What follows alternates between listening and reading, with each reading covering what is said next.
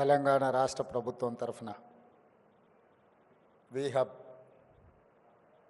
ఇందిరా మహిళా శక్తి సభ్యులందరినీ ఇక్కడికి ఆహ్వానించి ఈరోజు నూతన కార్యక్రమాలు ప్రారంభించడానికి నాతో పాటు నల్గొండ పార్లమెంట్ సభ్యులు రఘువీరెడ్డి గారిని, పరకాల శాసనసభ్యులు రేవూరు ప్రకాష్ రెడ్డి గారిని, IT and industry special chief secretary Sanjay Kumar గారిని, ఇండస్ట్రీస్ మేనేజింగ్ డైరెక్టర్ గుర్రం మల్సూర్ గారిని, సెర్ప్ అండ్ మెప్మా అధికారి దివ్య రాజేంద్రన్ గారిని, అదేవిధంగా తెలంగాణ రాష్ట్ర నలుమూలల నుంచి మా మహిళా సోదరీమణులందరినీ కూడా ఆహ్వానించి ఇంత మంచి కార్యక్రమాన్ని ఏర్పాటు చేసిన వీహబ్ నిర్వాహకులకు మనస్ఫూర్తిగా నేను అభినందనలు తెలియజేస్తున్నా.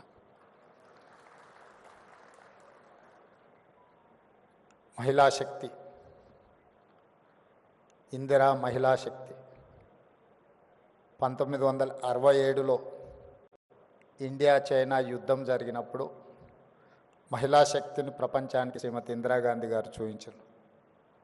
1971లో పాకిస్తాన్తో యుద్ధం జరిగినప్పుడు శ్రీమతి ఇందిరాగాంధీ గారు మహిళా శక్తిని ప్రపంచానికి నిరూపించారు. స్వతంత్రం వచ్చిన తర్వాత జరిగిన యుద్ధాలలో ఈ దేశాన్ని గెలిపించిన శక్తి మహిళా శక్తి. మహిళా శక్తిని ఎప్పుడు కూడా మా పార్టీ, మా ప్రభుత్వం తక్కువ అంచనా వేయలేదు. సుదీర్ఘమైన కాంగ్రెస్ పార్టీ అధ్యక్షురాలుగా శ్రీమతి సోనియా గాంధీ గారు బాధ్యత నెరవేర్చి 10 సంవత్సరాలు యూపీఏ 1, యూపీఏ 2 ప్రభుత్వాలను తీసుకురావడమే కాకుండా right to education act, right to information act, food security act ఇలాంటి అత్యంత పారదర్శకమైన చట్టాలను శ్రీమతి సోనియా గాంధీ గారు తీసుకొచ్చి మహిళల యొక్క శక్తిని నిరూపించి మహిళలే ఈ దేశానికి ఆదర్శం, మహిళా శక్తి అండగా నిలబడితే ఈ దేశం అభివృద్ధి పదం వైపు నడుస్తుంది అని చెప్పి నిరూపించిన పార్టీ ప్రభుత్వం కాంగ్రెస్ పార్టీ, మా ప్రభుత్వం.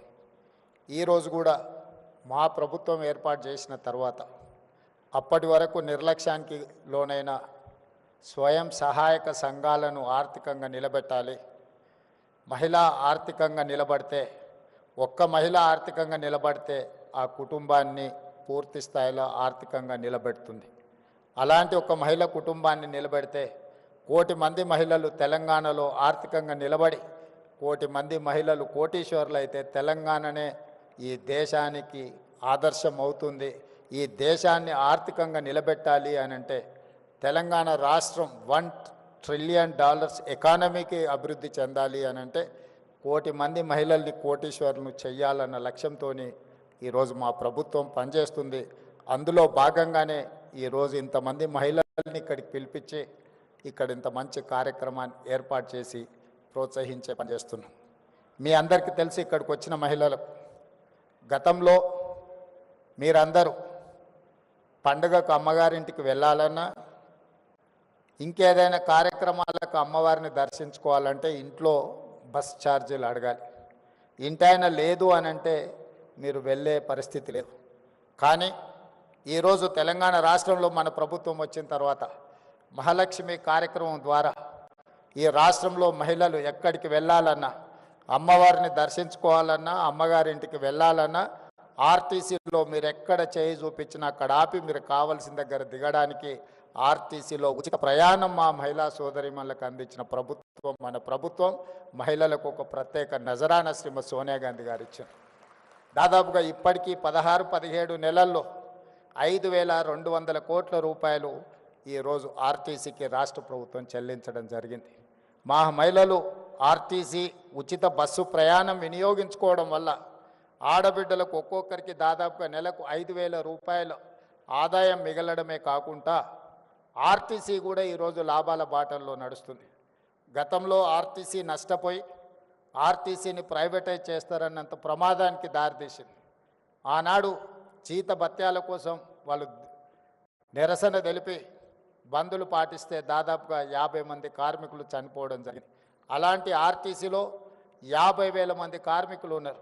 ఇవాళ 50,000 మంది కార్మికులు ఆర్టీసీ లాభాల బాటలో నడవడం వల్ల ఆ కుటుంబాలన్నీ కూడా బాగుపడ్డాయి అని అంటే మా ఆడబిడ్డలకి ఈరోజు తెలంగాణ రాష్ట్ర ప్రభుత్వం మహాలక్ష్మి పథకం ద్వారా మీకు ఆర్టీసీలో ఉచిత బస్సు ప్రయాణం అందించడమే ఈరోజు ఆర్టీసీ లాభాల బాటల్లో నడుస్తుంది. ఇదే కాదు, ఈరోజు ఆడబిడ్డలకు 500 రూపాయలకు సిలిండర్ అందించిన ఈరోజు గ్రామీణ ప్రాంతాలలో ముఖ్యంగా తండాలలో గూడాలలో ఉన్న ప్రభుత్వ పాఠశాలలు అమ్మ ఆదర్శ పాఠశాల పేరు మీద పాఠశాల నిర్వహణ పెత్తనం అంతా కూడా ఈ అమ్మల చేతుల్లో పెట్టాం. ఎందుకంటే గ్రామీణ ప్రాంతాలలో చదువుకుంటున్న పిల్లలు వాళ్ళ పిల్లలే, మరి వాళ్ళ పిల్లలు స్వయంగా చదువుకుంటున్న పాఠశాలల నిర్వహణ ఆడబిడ్డల చేతుల్లో ఉంటే బాగుంటుంది అన్న ఆలోచనతోటి అప్పటి వరకు ప్రైవేట్ వ్యక్తుల చేతుల్లో ఉన్న ఈ పాఠశాలల్ని ఈరోజు అమ్మ ఆదర్శ పాఠశాల పేరు మీద ఆడబిడ్డలకి అందుబాటులోకి తెచ్చినాం. ఇదే కాదు, ఈరోజు దాదాపుగా 1,30,00,000 డ్రెస్సులు ప్రభుత్వ పాఠశాలల్లో చదువుకుంటున్న విద్యార్థులకు కుట్టించే బాధ్యత. గతంలో ఇవన్నీ కార్పొరేట్ కంపెనీలకు ఇచ్చేది, కానీ మన ప్రభుత్వం వచ్చిన తర్వాత పాఠశాలల్లో చదువుకుంటున్న ప్రతి విద్యార్థికి బట్టలు కుట్టే కార్యక్రమాన్ని మహిళా సంఘాలకు అందించడం ద్వారా ఈరోజు మహిళల్ని ఆర్థికంగా నిలబెట్టడమే కాదు, స్థానికంగా స్కూళ్ళు తెరిచిన మొదటి రోజే 65 లక్షల డ్రెస్సులు కుట్టి విద్యార్థులందరూ కూడా అందించడం జరిగింది. గతంలో ఎప్పుడు కూడా అక్టోబర్ నవంబర్ వస్తే కానీ వాళ్ళకి బట్టలు ఇచ్చేవాళ్ళం కాదు. కానీ మహిళలకు ఆ బాధ్యత అప్పచెప్తే ఈరోజు సరైన సమయంలో మహిళలు ఈరోజు ఆ పాఠశాలలు ఉండే విద్యార్థులకు బట్టలు స్టిచ్చింగ్ చేసి ఇస్తున్నారు. అదేవిధంగా ఈరోజు పాఠశాలల్లో పెట్టే మధ్యాహ్న భోజన పథకం కావచ్చు, రెసిడెన్షియల్ అండ్ వెల్ఫేర్ స్కూల్స్లో ఎస్సీ ఎస్టీ బీసీ మైనారిటీ, అదేవిధంగా కస్తూర్బా పాఠశాలలో కూడా నిన్నమన్ననే నేను సమీక్ష చేసి అధికారులకు ఆదేశాలు ఇచ్చిన. ప్రైవేట్లో కొనుగోలు చేస్తున్న కూరగాయలు కావచ్చు, పాలు కావచ్చు, ఇతర నిత్యావసర వస్తువులు అన్నిటిని కూడా మహిళా సంఘాల నుంచే కొనాలి, మహిళా సంఘాలను వ్యాపారంలో ప్రోత్సహించాలన్న ఆలోచనతోటి ఈరోజు మహిళలకే అందించడం జరిగింది. ఇంతకుముందు దివ్య రాజేంద్రన్ గారు చెప్పినట్టు పెట్రోల్ వ్యాపారము అని అంటే పెట్రోల్ బంకులు అంటే రిలయన్స్ గుర్తొస్తుంది, సోలార్ పవర్ అంటే అంబానీ గుర్తొస్తాడు. అదానీ అంబానీలు పెట్రోలియం బిజినెస్కు సోలార్ పవర్ బిజినెస్కి మారు పేరైతే ఈరోజు మా ఆడపడుచులకు మీకు పెట్రోల్ బంకులు పెట్టుకునే అవకాశం ఇచ్చే నారాయణపేటలో నూతనంగా ఆడబిడ్డల చేత పెట్రోల్ బంకు నిర్వహించడానికి ఈరోజు మా ప్రభుత్వం అనుమతి ఇచ్చి మిమ్మల్ని ప్రోత్సహించింది. అదేవిధంగా అదానీ చేతుల్లో ఉండే సోలార్ పవర్ ఈరోజు 1000 మెగావాట్ల సోలార్ పవర్ ఉత్పత్తి చేసే ఒప్పందాలని రాష్ట్ర విద్యుత్ శాఖ ద్వారా మహిళా సంఘాలకు ఈరోజు ఒప్పందాలు చేయించి సోలార్ పవర్ ఉత్పత్తి చేసే వ్యాపారాన్ని ఈరోజు ఆడపడుచులకు అందించడం జరిగింది. ఈరోజు అదానీలతో అంబానీలతో పెట్రోల్ బంకుల వ్యాపారం నుంచి మొదలు పెడితే సోలార్ పవర్ జనరేట్ చేసే వ్యాపారాల వరకు ఈరోజు ఆడబిడ్డల చేతుల్లో పెట్టినాం. ఇదే కాదు, ఈరోజు హైటెక్ సిటీ లేకపోతే రాయదుర్గం ప్రాంతం వెళ్తే విప్రో, ఇన్ఫోసిస్, మైక్రోసాఫ్ట్ లేదా మల్టీనేషనల్ కార్పొరేట్ కంపెనీల ఆఫీసులు సంస్థలు ఉన్నాయి. అక్కడ వ్యాపారం చేయాలన్నా చిన్న కొట్టు పెట్టుకోవాలంటే కూడా కోట్ల రూపాయలు కావాలి. అలాంటి హైటెక్ సిటీ పక్కనే 3.5 ఎకరాల స్థలాన్ని ఈరోజు మహిళా సంఘాలకిచ్చి వాళ్ళు ఉత్పత్తి చేసే వస్తువులను అక్కడ మార్కెట్ చేసుకోవడానికి 106 స్టాల్స్ను పెట్టి 3.5 ఎకర్స్ 100 కోట్ల రూపాయలు ఉన్న భూమిని ఈరోజు మహిళా సంఘాలకు ఇందిరా మహిళా శక్తికి ఈరోజు మనం కేటాయించడం జరిగింది. మీరు గర్వంగా మీ ఆఫీస్ అడ్రస్ ఎక్కడా లేకపోతే మీ కార్పొరేట్ ఆఫీస్ ఎక్కడా అని అంటే హైటెక్ సిటీ అని విప్రో, ఇన్ఫోసిస్, మైక్రోసాఫ్ట్ ఎట్లా చెప్పుకుంటుందో మా ఆడబిడ్డలు కూడా మాకు కూడా అక్కడనే ఆఫీస్ ఉంది, మీ ఆఫీసు ఎకరంలోనే ఉంటే మా ఆఫీసు 3.5 ఎకరాలలో ఉందని మీరు మహిళలు గొప్పగా చెప్పుకునేటట్టు ఈరోజు మహిళల ఆత్మగౌరవాన్ని పెంచాలి అని హైటెక్ సిటీలో 3.5 ఎకరాల స్థలం ఇవ్వడమే కాకుండా అద్భుతమైన ఈరోజు మీకు అక్కడ మీ వస్తువులను ప్రదర్శించడానికి అవకాశం ఇచ్చినాం. మొన్న జరిగిన భారత్ సమ్మిట్లో ప్రపంచ దేశాల నుంచి వ్యాపార దిగ్గజాలు ఎంతోమంది వస్తే కూడా మీ దగ్గరకు వచ్చి చూసి వెళ్ళినారు. ఇప్పుడు హైదరాబాదు నగరంలో జరుగుతున్న ప్రపంచ మిస్ వరల్డ్ కాంపిటీషన్స్లో ఉండేవాళ్ళు కూడా నాకు తెలిసి 21 తారీఖు రోజు మీ దగ్గరికి ఇందిరా మహిళా శక్తి స్టాల్స్ చూడడానికి ప్రపంచంలో ఉండే వాళ్ళందరూ మీ స్టాల్స్ చూడడానికి 21 తారీఖు రాబోతున్నారు. ఈ రకంగా అది పెట్రోలియం బిజినెస్ కావచ్చు, సోలార్ పవర్ బిజినెస్ కావచ్చు, లేకపోతే కార్పొరేట్ స్కూల్స్ నడిపినట్టుగా గవర్నమెంట్ స్కూల్స్ నడిపే విషయంలో కావచ్చు, ప్రతి దగ్గర ఈరోజు ఆడబిడ్డల్ని ప్రోత్సహించాలి, ఆడబిడ్డల్ని ఆర్థికంగా నిలబెట్టాలి. ఆడబిడ్డలు ఆర్థికంగా నిలబడ్డప్పుడే రాష్ట్ర ప్రభుత్వం యొక్క ఆర్థిక పురోగతి ముందుకు వెళ్తుందని సంపూర్ణంగా మా ప్రభుత్వం విశ్వసిస్తున్నది. అందుకే వీహబ్కి సీతన్ సీఓగా నియమించిన తర్వాత తీసుకుంటున్న కార్యక్రమాలను కూడా రాష్ట్ర ప్రభుత్వం సంపూర్ణంగా ప్రోత్సహిస్తుంది. ఈరోజు ఇక్కడికి వచ్చిన మహిళలందరికీ నా సూచన ఒకటే, సర్ప్ కావచ్చు, మెప్మా కావచ్చు, 67 లక్షల మంది సభ్యులు ఉన్నారు. ఈ 67 లక్షల మంది సభ్యులను 1 కోటి మందిగా మార్చాల్సిందిగా సంఘాలలో సభ్యులుగా చేయాల్సిన బాధ్యత మీదే. ఆ 1 కోటి మంది మహిళలు అనుకుంటే ఈ రాష్ట్రంలో ఏ ప్రభుత్వాన్నైనా గద్దెనెక్కించగలరు, ఏ ప్రభుత్వాన్నైనా గద్దె దించగలరు. మొన్న తెలంగాణ రాష్ట్ర ముఖ్యమంత్రి నేను బాధ్యత చేపట్టిన అంటే 92 లక్షల ఓట్లు వచ్చినాయి. మరి 1 కోటి మంది మహిళలు 1 కోటి ఓట్లు, మీరు ఎక్కడ ఓటు వేస్తే అక్కడ, వీళ్ళెవ్వరు ఓటు వేసినా వేయకపోయినా మీ 1 కోటి మంది మహిళలు అనుకుంటే ఈ రాష్ట్రంలో ప్రభుత్వాన్ని ఆదేశించగలరు, నిర్దేశించగలరు, ఈ రాష్ట్రంలో ప్రభుత్వాన్ని గెలిపించగలరు. అంత గొప్ప మహిళా శక్తి ఉన్న మహిళల్ని ప్రోత్సహించడం మా ప్రభుత్వం యొక్క లక్ష్యం. మీ సోదరుడిగా, మీ రేవంత్ అన్నగా మీకు అండగా నిలబడతా. ఆర్థికంగా మీరు ఎదగండి. మీకు కావాల్సిన ప్రోత్సాహకాలు ఇచ్చే బాధ్యత నాది. పెద్ద పెద్ద కార్పొరేట్ కంపెనీలకు ఇస్తే వాళ్ళు తీసుకొని దేశాలు ఇచ్చి ఇతర దేశాలు పారిపోతున్నారు. వందల వేల కోట్ల రూపాయలు ఈ దేశంలో గత 10 సంవత్సరాలలో 16 లక్షల కోట్ల రూపాయలు కార్పొరేట్ కంపెనీలకు అప్పిస్తే బ్యాంకులకు ఎగవేసి దేశాలు ఇడిచిపెట్టి పారిపోయారు. కేంద్ర ప్రభుత్వం 16 లక్షల కోట్ల రూపాయలు వాళ్ళకి ఇచ్చిన పన్నులు రద్దు చేశారు. కానీ మా ఆడబిడ్డలకు పోయిన సంవత్సరం 15,000 కోట్లు సర్పులు ఇచ్చినారు. మెప్మాలో నాకు తెలిసి 6,000 కోట్లు ఇచ్చినాం. పోయిన సంవత్సరం 21,000 కోట్లు ఆడబిడ్డలకు అప్పిస్తే 1 రూపాయి కూడా ఏ బ్యాంకుకి ఎగవేయకుంటే ఈ ప్రపంచంలో కడుతున్న వాళ్ళు, చెల్లిస్తున్న వాళ్ళు, మిత్తితో సహా చెల్లిస్తున్న వాళ్ళు ఎవరైనా ఉన్నారు అని అంటే మా ఆడపడుచులు. ఆర్థిక క్రమశిక్షణ ఆడబిడ్డలను చూసి నేర్చుకోవచ్చు. అందుకే ఈ సంవత్సరం కూడా వాళ్ళని ప్రోత్సహించాలని ఇంతకుముందు దివ్య గారు చెప్పినట్టు 15,000 టార్గెట్ పెట్టుకుంటే 20,000 కోట్లకు రీచ్ అయిందంటే ఈరోజు బ్యాంకులకు మీ పట్ల ఒక విశ్వాసం, నమ్మకం ఉంది. మీకు ఇచ్చే ప్రతి రూపాయి వడ్డీతో సహా సరైన సమయంలో మీరు చెల్లిస్తారని. మీరు ఆర్థిక క్రమశిక్షణతో ముందుకు వెళ్తున్నారు కాబట్టి మీరు ఆర్థికంగా అభివృద్ధి చెందడానికి అవకాశం ఉంది. అందుకే ఈనాడు రాష్ట్ర ప్రభుత్వం తరఫున మీ సోదరుడిగా నేను మీకు మాట ఇస్తున్నా, మీరు బలంగా నిలబడండి. ఈరోజు 10,000 మెగావాట్లు సోలార్ పవర్ అవసరం ఉన్నది మనకు.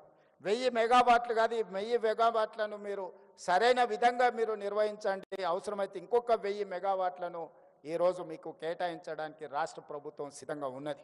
అదేవిధంగా ఆర్టీసీలో 10,000 బస్సులు ఉంటే దాదాపుగా 5,000 బస్సులు ప్రైవేట్ నుంచి మనం ఈరోజు ఎంగేజ్ చేస్తున్నాం.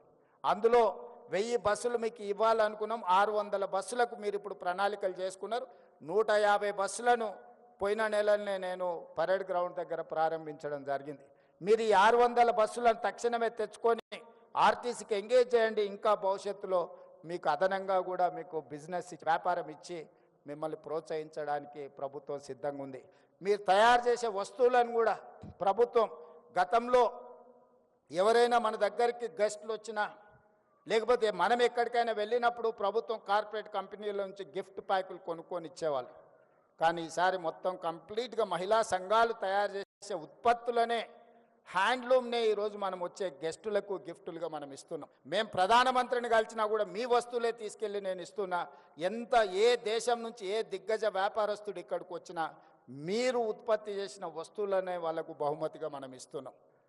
ప్రత్యక్షంగా మా ఆడబిడ్డల్ని ప్రోత్సహించాలనేదే మా ప్రభుత్వం యొక్క ఆలోచన విధానం. అందుకే ఈరోజు సర్పు వేరే, మెప్మా వేరే ఉంటే రెండింటిని కలిపి మెర్జ్ చేసినాం. ఈరోజు అర్బన్ ప్రాంతాలు అంటే పట్టణ ప్రాంతాలలో చాలామంది మహిళా సంఘాలలో చేరకుంటూ ఉన్నారు. నేను అధికారులకి వేదిక మీద నుంచి ఆదేశాలు ఇస్తున్నా. గ్రామీణ ప్రాంతాలలో చాలా వరకు మహిళలు సంఘాలలో చేరి సంఘం యొక్క అవకాశాలను వినియోగించుకుంటున్నారు. కానీ పట్టణ ప్రాంతాలలో ఇంకా మహిళలు ఈ సంఘాలలో చేరడం లేదు. ప్రత్యేకంగా ఒక స్పెషల్ డ్రైవ్ పెట్టండి. పట్టణ ప్రాంతాలలో ఉన్న మహిళల్ని కూడా సంఘాలలో సభ్యులుగా చేర్చండి. వాళ్ళందరినీ వ్యాపారాలు చేసుకోవడానికి ప్రోత్సహిద్దాం. ఆడబిడ్డలు వ్యాపారంలో నిలదొక్కున్నప్పుడే ఆ కుటుంబం ఆర్థికంగా నిలబడుతుంది. అదేవిధంగా ఈరోజు మీరు ఐడెంటిటీ కార్డు ఈ మహిళలకు ఇస్తున్నట్టున్నారు, కాకపోతే దాంట్లో డేటాబేస్ ఉన్నట్టు లేదు. అందుకే ఈరోజు నేను ఈ ప్రత్యేక సందర్భంలో ప్రతి ఆడబిడ్డకు ఒక క్యూఆర్ కోడ్ అంటే ఒక యూనిక్ నెంబర్, అది మరి సాంకేతికంగా ఎట్లా అభివృద్ధి చేస్తారో సంజయ్ గారు చూడాలి.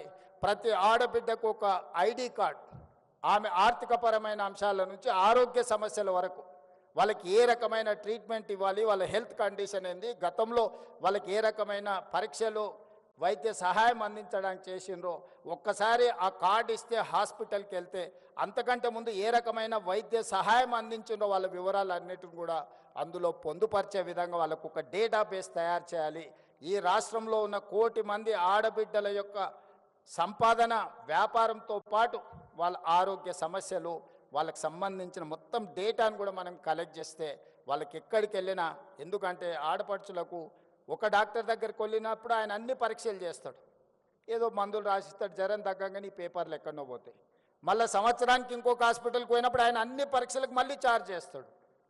దాంతో ఏమవుతుంది అని అంటే వాళ్ళకి ట్రాక్ రికార్డ్ కూడా ఉండడం లేదు. గతంలో వీళ్ళకి ఏం సమస్య ఉండే, ఎలాంటి వైద్యాన్ని అందించడం, వీళ్ళకి ఎలాంటి ఆరోగ్య పరిస్థితులు ఉన్నాయనే ఒక మొత్తం ఎలాంటి వివరాలు లేకుండా పోతుంది. అందుకే ఈరోజు రాష్ట్ర ప్రభుత్వం ప్రత్యేకమైన దృష్టి పెట్టి నేను దివ్యా రాజేంద్రన్ గారికి సూచన చేస్తున్నా, ఈ డేటాబేస్ కలెక్ట్ చేయండి, వాళ్ళ హెల్త్ చెకప్ చేయించండి, వాళ్ళ కంప్లీట్గా హెల్త్ ప్రొఫైల్ బిల్డ్ చేయండి. ప్రతి సంవత్సరం ఒకసారి వాళ్ళకు పూర్తి స్థాయిలో ఆరోగ్య పరీక్షలు చేయించగలిగినప్పుడు ఈ ఆడబిడ్డలకు వాస్తవంగా వాళ్ళ ఆరోగ్యం దెబ్బతిన కంటే ముందే మనం నియంత్రించవచ్చు. వచ్చిన తర్వాత వాళ్లకు వైద్య సహాయాన్ని అందించడం కాదు, వాళ్ళకు ఆరోగ్య సమస్యలు రాకుండానే ముందుగానే వాళ్లకు మనము ఆరోగ్యపరమైన సూచనలు చేయడమే కాకుండా అవగాహన కల్పించి వాళ్ళకు అవసరమైన ఆరోగ్య భద్రత రాష్ట్ర ప్రభుత్వం కల్పిస్తుంది. వీటికి సంబంధించి అదేవిధంగా వాళ్ళ వ్యాపారాలను ప్రోత్సహించడానికి కూడా వాళ్ళ ఇండివిజువల్ ఉన్న నైపుణ్యం ఏంది, వ్యక్తులకు కొన్ని నైపుణ్యాలు ఉంటాయి, వాటన్నిటిని కూడా మనం కలెక్ట్ చేసుకోగలిగితే ఆ రంగంలో వాళ్ళని ప్రోత్సహించడానికి అవకాశం ఉంటుంది. ఇవన్నీ కూడా ఆడబిడ్డలను ఈరోజు ప్రోత్సహించడానికి రాష్ట్ర ప్రభుత్వం ప్రయత్నం చేస్తుంది. వచ్చే ఎన్నికల్లో మీ ఓట్లతోనే మళ్ళీ ప్రభుత్వాన్ని ఏర్పాటు చేయాలని మా పార్టీ, మా ప్రభుత్వం అనుకుంటుంది. ప్రతి ఆడబిడ్డను 1 కోటి మందిని ఇందులో సభ్యులుగా చేర్చి ఆ 1 కోటి ఓట్లతోనే రెండోసారి ప్రభుత్వాన్ని ఏర్పాటు చేసి మిమ్మల్ని 1 కోటి మందిని కోటీశ్వర్లను చేసే బాధ్యత తీసుకుంటామని తెలియజేస్తూ మీ అందరి దగ్గర సెలవు తీసుకుంటున్నా. మీ అందరికీ మనస్ఫూర్తిగా ధన్యవాదాలు.